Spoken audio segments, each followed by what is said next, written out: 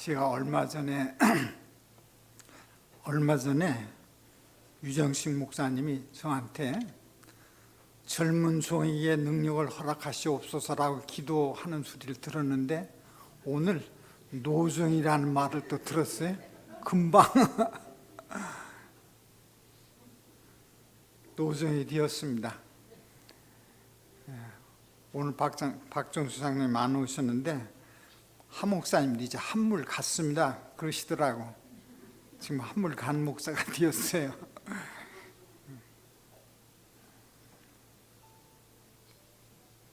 누가복음 12장 13절부터 21절까지 말씀을 읽겠습니다. 군중 속에서 공동 번역입니다. 군중 속에서 어떤 사람이 예수께 선생님, 제 형들아 저에게 아버지의 유산을 나눠주라고 일러주십시오 하고 부탁하자 예수께서는 누가 나를 너희의 재판관이나 재산 분배자로 세웠단 말이냐 하고 대답하셨습니다. 그리고 사람들에게 어떤 탐욕에도 빠져들지 않도록 조심하여라. 사람이 제 아무리 부유하다 하더라도 그의 재산이 그 생명을 보장해 주지 못한다고 하시고는 비유를 들어 이렇게 말씀하셨습니다.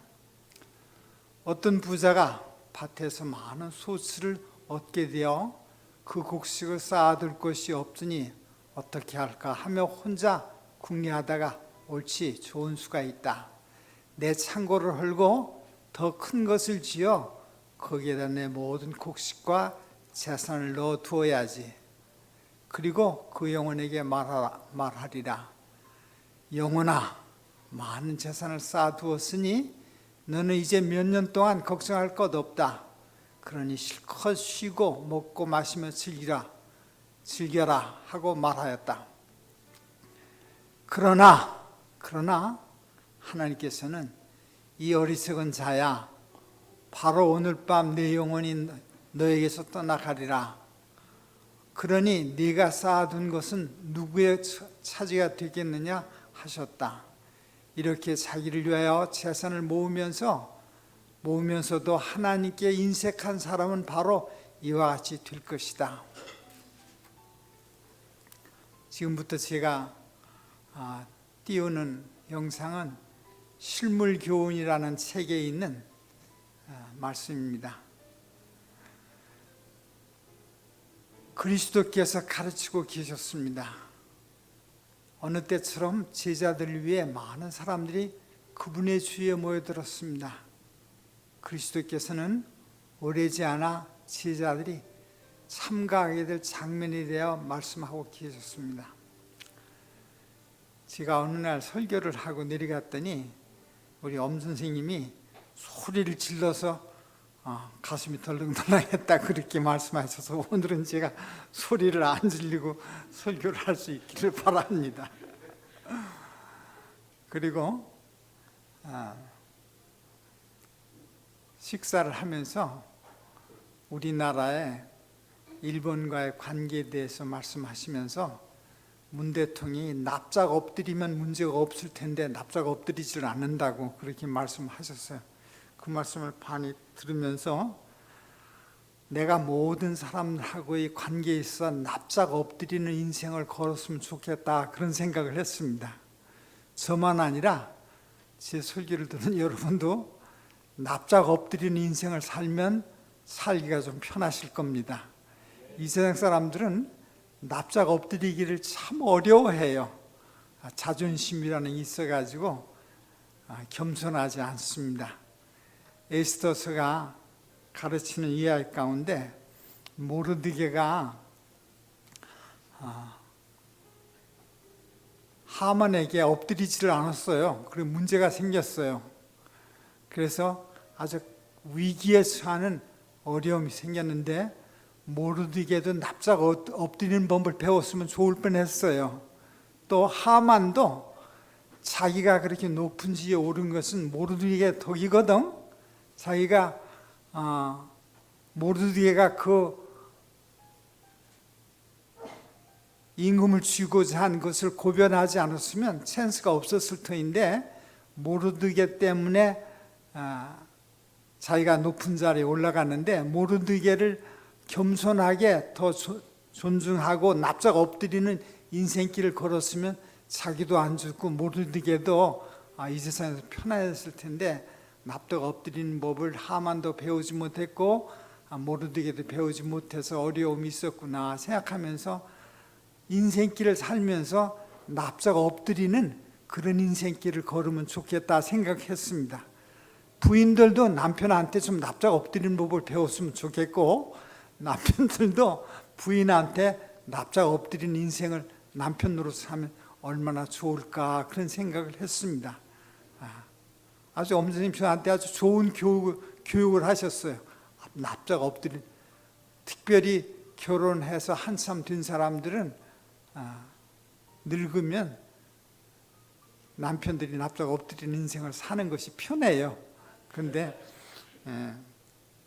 오늘 김정희 집사님도 납작 엎드리는, 근데 김정희 집사님 보면 납작 엎드리는 것 같아.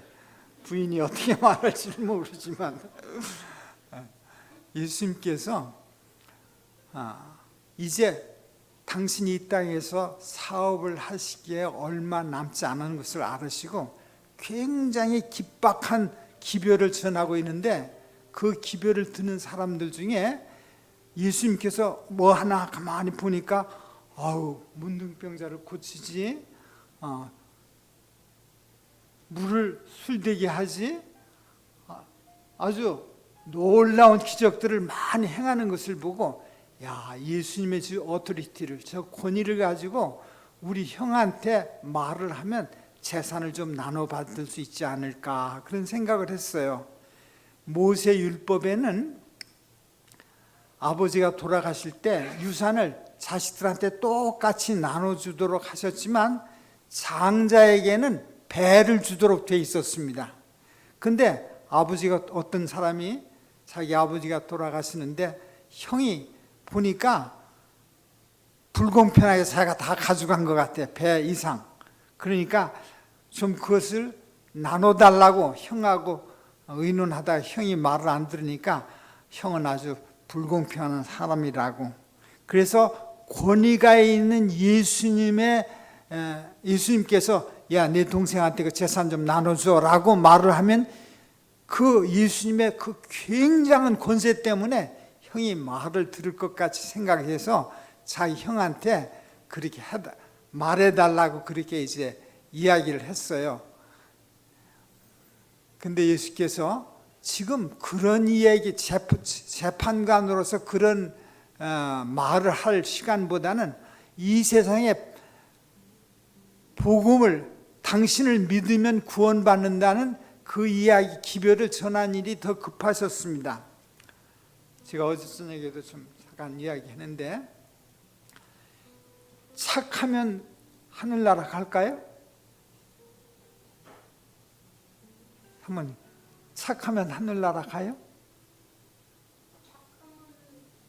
예식이겠지만 그거 갖고는 갈 수 없을 것 같은데요. 어때? 박 집사님 어떻게 생각해요? 착하면 하늘나라 갈까 못 갈까? 모르겠어요. 왜 몰라? 못 갈 것 같아요? 네. 이 세상은 착한 사람은 낙원에 가고 악한 사람은 지옥에 간다, 그렇게 가르쳐요. 그래서 정의롭게 살기를 요구합니다. 근데 기독교는 그렇진 않아. 기독교는 착하고 안 착한 것 때문에 낙원에 가고 지옥에 간다고 가르치지 않냐고, 예수 그리스도를 개인의 구주로 받은 사람은 천국에 간다, 그렇게 가르쳐요. 우리가 출애굽기를 읽으면서 출애굽은 예수 믿고 구원받은 사람에 대한 예표로 그렇게 알고 있어요. 근데 400년 동안 에집트에 살면서 특별히 마지막 한 200년 동안 종로로 사는데, 남의 종로로 사는 사람이 착하고 안 착하고 상관없이 악하게 살 때가 더 많아요. 사장이나 주인의 눈치만 보고 얕게 살면서 어떻게 해서도 좀 편하게 살으려고 그렇게 하는 게 사람의 본성이야. 그렇게 200여 년 동안 노예 생애로 살던 사람들을 애굽에서 끄집어낼 때 착한 사람은 끄집어내고 악한 사람은 끄집어내지 않고 그렇게 하지 않냐고 이스라엘 백성들은 몽땅 다 끄집어냈어요. 왜냐하면 이스라엘 백성들은 하나님께서 아버지가 된 하나님의 자녀이기 때문에 하나님께서 그렇게 하셨습니다. 우리가 예수 믿는 것은 착해지기 위해서 믿는 게 아니라 그냥 구원받기, 하나님께서 구원하셨던 우리 아버지이기 때문에 우리를 구원하셨어요. 아버지의 눈에는 자녀들이 잘하고 잘못한 거 그게 보이지 않고 사랑스럽게만 보여요. 그렇죠? 사랑스럽게만 보이지요. 내 아이하고 다른 집 아이하고 싸움하면 내 아이의 잘못은 안 보인다고. 다른 아이의 잘못만 보이고 내 아이는 무조건 잘했다고. 그것이 아버지가 보는 아들에 대한 눈이야. 하나님께서 우리를 보시는 것은 착하고 잘하고 그것 때문에 구원하시는 것이 아니라 하나님께서 우리를 만드셨기 때문에, 우리를 십자가로서 구원하셨기 때문에 무조건 우리를 사랑하셔서 구원하시는 거예요. 그래서 살다가 아이고 내가 잘못했기 때문에 하나님께서 나 구원하지 않으시지 않나, 그런 염려하지 말고 그리스도인 생애를 살기를 내가 권고합니다. 하나님께서 조사 심판을 해가지고 요놈은 그리스도인 나를 믿으면서도 나쁘게 살았으니까 구원하지 않는다, 그렇게 하지 못하시는 하나님을 아버지로 모시고 산다는 것을 기억하셔서 마음 편하게 예수 믿었으면 좋겠어요. 사람들이 우리 교인이 돼 있으면서도 아유 나 구원 받을 수 있을까 없을까 그래 걱정하는 사람들이 많아요. 우리 교회 찬미가 가운데도 선악간에 심판하신다 그런 잘못된 찬미도 아직도 있다고. 그러나 선악간에 심판하시는 것보다는 교회가 가르치는, 제칠안실 예수 재림교회가 가르치는 선은 예수 믿는 것을 선하다 그러고 예수 안 믿는 것을 악하다 그래요. 예수 도덕적으로 도덕질 안 하고 거짓말 안 하고 그런 것을 가르치는 선이 아니고 그냥 예수 믿으면 창조주를 하나님으로 믿는 사람을 선한 사람으로 계산하셔서 그냥 하늘에 들어가실 거야. 그래서 혹시 살다가 거짓말 했다고 너무 그냥 좌절하지 않았으면 좋겠어요. 살다 보면 부부간에 싸움할 때도 있지. 살다 보면 장사하다가 거짓말 할 때도 있다고. 청소하다가 이거 내가 청소할 책임을 졌는데 저 끄트머리를 보니까 깨끗한 것 같으니까 힘드는 베끼면 한번 안 하고 청소 다 했다고 말할 때도 있다고. 그래서 그거 가지고 하나님께서 잘못했다고 정죄하지 아니하시고 그냥 나 믿는 것 때문에, 당신을 사랑한다고 증언하는 것 때문에 하나님께서 구원하시는 좋으신 하나님을 믿고 산다고 생각하면 믿으셨으면 좋겠어요. 우리가 안식을 지킨다. 여러분 정말 안식일 잘 지켜요? 내가 보니까 안식일 잘 못 지킨다고. 지금 여기 앉아서 예배하면서도 머릿속으로는 5만 가지 다른 생각을 할 수도 있다고. 그지? 또 예배 끝 마치고 나서 파틀락 가서 앉았으면서 다른 사람은 어떤지 모르지만 우리 노인들은 앉아가지고 밭에 오이가 잘 됐어요? 밭에 무슨 거름을 주지요? 지금은 무엇 심을 때지요? 그렇게 하는 게 안식을 잘 지키는 거예요? 안식을 잘 지키지 못해. 그래도 저 바깥에 나가면 우리를 뭐라 그래? 안식을 지키는 사람들이라고 그렇게 말한다. 하나님께서 그렇게 사는 우리라도 우리를 사랑하셔서 그렇게 지키는 채 하는 사람이라도 구원하시는 좋은 하나님이신 것을 기억하고 편하게 그리스도인 생애를 살았으면 좋겠어요. 제 설교를 이제 노인 목사가 되면 한 얘기 또 하고 또 하고 그게 노인 목사의 특징이야. 그래서 제가 한 설교를 들은 사람도 있겠지만 처음 듣는 사람도 있을 테니까 또 한 번 이야기할게요. 얼마 전에 제가 저 아나임교회 담임 목사로 있을 때 김봉호 목사라는 사람이 이민을 와서 우리 아나임교회에 출석했어요.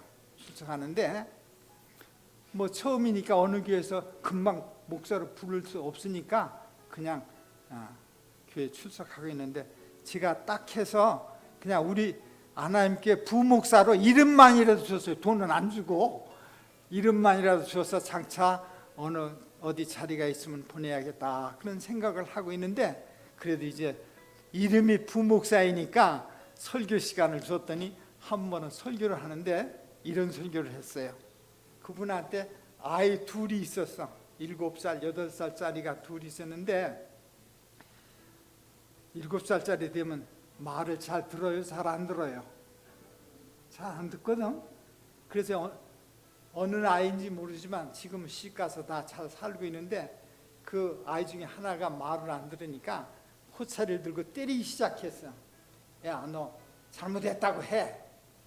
그러니까 7살짜리가 얼른 잘못했어 아빠 이렇게 말했으면 좋을 텐데 이게 고집을 피우고 이를 악물고 안 하는 거라. 그러니까 때렸다고 또 때리고 또 때리고 한참 때리다 보니까 울기는 하고 더 때리지 않았으면 좋겠다고. 그런데 이게 아주 굳이 잘못했다 소리를 안 하는 거라. 여러분도 나도 그렇지. 하나님 앞에서 잘못했다 소리를 납작 엎드리는 연습이 안 된 사람들이 우리들이야. 여러분은 안 그런지 모르지만 나는 그래. 고집 세다고. 특별히 부부싸움을 할 때 여보 잘못했어. 소리가 여기까지는 나왔는데 여기서 튀어나올 때는 뭐야? 그게 사람들이야. 그런데 이것도 말을 안 듣거든. 이거 안 때렸으면 좋겠는데 이거 말 안 들었지만 교육상 안 때릴 수가 없어서 한 대 또 딱 때리고 잘못했다고 해! 그 소리 지르니까 이게 잘못했다고 하는데 이렇게 했다고. 잘못했어요! 진짜 잘못한 거예요? 가짜로 잘못한, 내가 못 이겨서 가짜로 잘못한 것처럼 했다고. 속으로는 잘못하지 않았어요. 이게 그래도 너무너무 아버지가 고마워서 그냥 호차를 놓고 붙들게 안고 뭐를 잘못하고 시작했는지 다 잊어버리고 엉엉 같이 울었다고 그래. 여러분도 교인 노릇 하는데 흉내 내고 하는 것뿐이야. 착하지 않아. 내가 오경희 집사님 보니까 참 착한 부인이야. 그렇지만 내가 볼 때는 착한 부인이지만 하나님께서 볼 때 착한 부인인지는 모르겠어. 착한 부인인 척하는지 모르겠어. 그래도 하나님께서 오집사한테 복을 주셔서 좋은 아들을 주셨다고. 우리 다 오집사처럼 다 착하지 않지만 하나님께서 착하게 당신의 눈으로 보셔서 우리에게 다 복을 주셨습니다. 여러분, 참 좋은 나라에 와서 착한 척하고 사는 사람들이에요. 하나님께서 복을 주신 것 때문에 감사하고 더 착한 흉내를 내면서 살읍시다. 착한 흉내를 내면서 살다 보면 착한 사람들이 될 거야. 그러나 착한 거 가지고 하늘나라에 가는 건 아니요. 예수 그리스도를 개인의 구주로 받은 것 때문에 하늘에 가는 거고, 하나님께서 우리를 아들, 딸로 만들어 주셨기 때문에 그분이 책임지시는 거야. 그렇다고 내가 나쁘게 살아라 그렇게 권장하지는 않는 겁니다. 혹시 한 목사가 나쁘게 살아도 된다고 그렇게 말했다고 잘못 이해하지 않았으면 좋겠어요. 우리는 착하지 못해. 다 악한 사람들이야. 이 악한 사람들이 납작 엎드리는 연습을 하는 생애를 사는 것을 성화의 과정이라고 그렇게 말하지 않나 그렇게 생각해요. 납작 엎드리는 연습이 필요해요. 우리가 잘난 게 없어. 내가 잘난 것 같지만 나보다 더 잘난 사람들 얼마나 많은지, 내가 공부 많이 한 사람이라고 생각할지 모르지만 나보다 공부한 사람 많이 있어요. 내가 똑똑한 사람이라고 잘못 생각할 수 있어. 그러나 사람들은 각각 자기가 똑똑한 줄 알아요. 그러나 자기가 똑똑한 줄 아는 사람이라도 좀 납작가 엎드리는 인생을 살았으면 좋겠어요. 그러면 가정의 평화도 있고 교회 평화도 있고 이 세상이 조금 더 나아지지 않을까, 그런 생각을 해보는 것입니다. 조집사님 어디 가셨어? 조집사님 그거 띄울 수 있어요? 그냥 계속해서 누르면 나와요?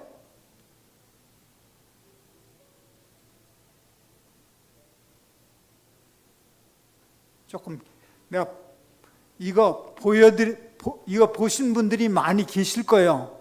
그러나 혹시 이거 안 보신 한두 분을 위해서라도 이거 같이 읽고 지나갔으면 좋겠습니다. 한 여자가 이거 썼어요. 한때는 이 아름다운 집이 제 가장 큰 자랑이었습니다. 심혈을 기울여 꾸민 아름다운 우리 집, 잡지에 여러 번 나왔다고 내심 자랑스러워했던 우리 집, 그렇게 생각하는 사람들 있죠? 그 다음 이거로 할까? 행여나 때가 탈까, 혹여나 먼지 탈까 닦고 쓸고 했던 우리 집. 하지만 남편이 아프고 보니 제가 있을 곳은 궁궐 같은 우리 집이 아니라 몇 평 안 되는 비좁은 병실이더군요. 피곤한 내 한 몸 누울 곳은 푹신하고 안락한 라텍스 침대가 아니라 딱딱하고 좁은 보조 침상이더군요. 내 거라고 믿었던 남편과 공동명의로 되어 있던 자랑스럽던 내 집도 알고 보니 제 것이 아니었습니다. 이 남편이 삼성 직원 연구원이었어요. 근데 병원에 입원해 있으면서 이 부인이 썼어요. 바라만 봐도 뿌듯했던 참으로 고운 접시들, 참으로 예쁜 그릇들. 왜 난 왜 이렇게 꽂히는 게 많지? 남들은 그릇이면 그릇, 가구면 가구, 옷이면 옷 하나만 꽂힌다는데 난 왜 이 모든 것을 다 갖고 싶지? 라며 투덜대게 만들었던 내 못 말리는 그릇사랑. 그 수많은 예쁜 그릇들도 남편과 함께 병실에서는 아무 소용이 없더이다. 제가 황량한 병실에서 쓸 수 있는 건 보잘것없는 플라스틱 접시와 종이컵 뿐이었더군요. 15자 불박이 장이 가득한 수많은 옷들과 제가 사랑에 맞지 않던 명품 백들, 이 또한 제 것이 아니었습니다. 남편과 함께하는 병실에서는 편한 트레이닝과 레이킹 쓰면 족하더이다. 귀히 여기던 명품 백도 필요 없더이다. 어디 그뿐인가요? 20년 넘게 나의 자랑이었던 나를 빛나게 해준다고, 나를 완전하게 해준다고 믿었던 내 남편도 제 것이 아닙니다. 내 것이 아닙니다. 의사들은 말합니다. 마음의 준비를 하라고.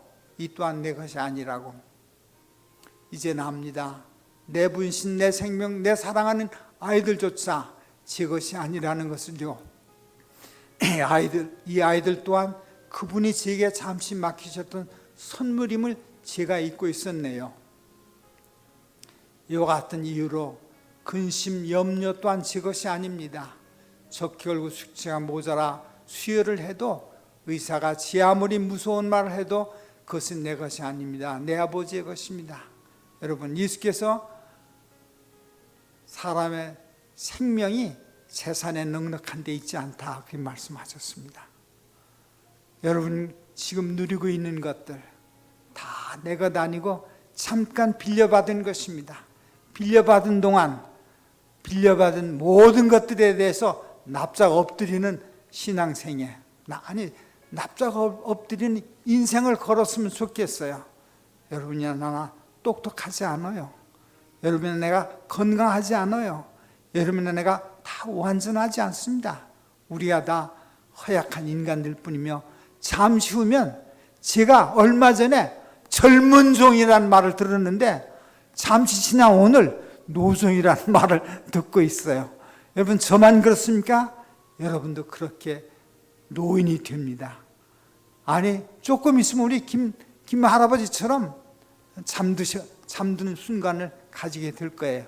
제가 오늘 장집사님 사모님한테 이제 눈물 그쳤느냐니까 왜 건드시느냐고 그러는데 아직도 제 가슴에 생생하게 있기 때문에 우리가 다 잠시 잠깐이면 이 땅에서 떠날 테니까 건방지지 말고 납작 엎드린 인생을 살면서 예수님이 오심을 위하여 준비하는 교회 여러분 되시기를 간절히 바랍니다. 늙은이가 더 오래 하면 지루할 테니까 그만할게요. 하여튼 한마디는 납작 엎드린 인생, 나보다 나은 사람들이 낫다는 생각을 가지고 인생을 걸어가시기를 간절히 바랍니다. 엄선생님 오늘은 제가 소리 지르지 않은 것 같은데 어떻습니까? 제가 소리 안 지르고 설교를 끝마치시기를 바라고서 오늘 말씀을 마치겠습니다. 감사합니다.